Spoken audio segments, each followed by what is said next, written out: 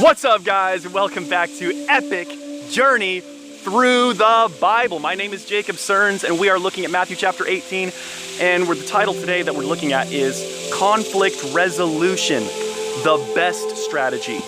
Now, there are a lot of strategies out there for conflict resolution. What is conflict resolution to begin with? So, someone's got an argument with you, someone's got an issue with you, or you have an issue with somebody else, someone's not treating you right, saying bad things about you, doing bad things, whatever the case is, okay? That's a conflict. Conflict resolution means you're trying to fix that, trying to overcome that conflict and fix it in a healthy way.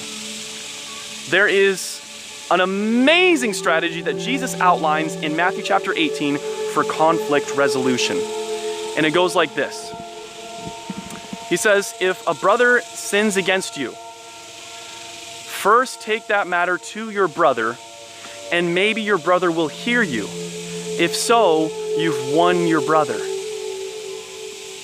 Awesome.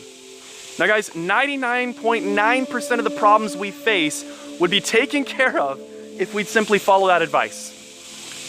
Instead of going and talking to other people about it, what if we just went to the person and talked to them about it? What if we just did it the Jesus way?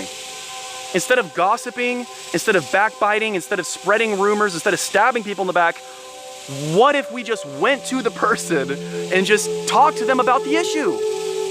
That's what Jesus says to do. And I'm telling you guys, if you try this, it works. It works. Just talk to that person one-on-one. You don't need to go talking to other people.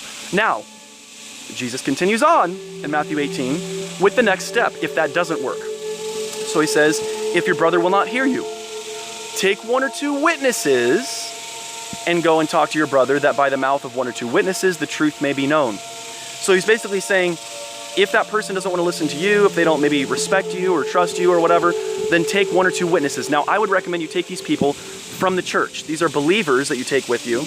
I would also recommend that these are people who the other person will see as being on their side, not on your side. So if it's kind of like his side, her side, or two different sides to the issue, try to find people who the other person respects and looks up to and admires that are basically going to be viewed as being on the other person's side. Otherwise, you're going to find this to be not very helpful at all. So you take those witnesses, you tell them the situation, you tell them, look, I went to this person individually, they wouldn't listen to me. Will you go with me and we can talk to this person? Go together with the one or two witnesses, people the other person respects. Have a conversation, a short conversation, all of you together, and then you step out. You step away and let them talk about it together. If that doesn't work, Jesus says the next step is to take the matter to the church.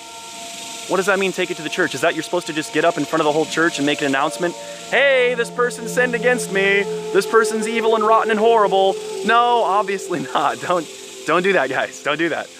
What this means is simply that you are going to go to the church leadership and share with them, sorry, my nose is so itchy right now. You're gonna go and share with the church leadership what the issue is, privately. And you're gonna ask advice from them. And you may even ask them to go and talk to that person for you, to kind of just share, look, you're doing everything you possibly can to try to make this right, and it doesn't seem like it's being resolved at all. Right, so that's going to the church with it. Then from there, it says, if your brother still doesn't hear you, Jesus says, if after all these measures, after all these efforts, the person is still stubborn, they still don't want to hear, they don't want to forgive you, or they don't want to say sorry to you, they don't want to correct the wrong that's been done, then it says you treat them as a heathen or a tax collector. So what does that mean? Kick them out in the streets and never talk to them again. No, that's not what it means at all. Oh, no. A heathen or tax collector is somebody who needs Jesus.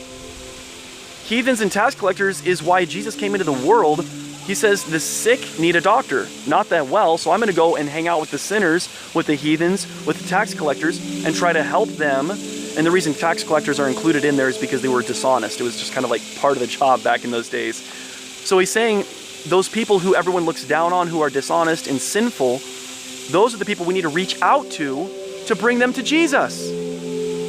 So if you're going to see this person, if they've wronged you, they refuse to listen to you, they refuse to listen to the two witnesses, they refuse to listen to the council of the church, treat them as a heathen or tax collector, meaning you're supposed to continually pray for them, love them, and look for opportunities to invite them to take a step closer to Jesus in their spiritual journey through life. That's what it means to treat them as a heathen or a tax collector.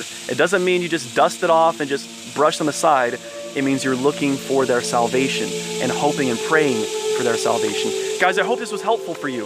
If it was, comment below. Tell me each conflict that you've dealt with in the past. Maybe you've used this strategy. Maybe you used a different strategy that didn't work as well. I don't know, whatever. Comment and tell me about a conflict that you've dealt with in the past and how Jesus can help us resolve our conflicts. God bless you guys. Push that thumbs up button if you like this video. Subscribe over here, watch another video over here. Peace, love, and the joy of the Lord.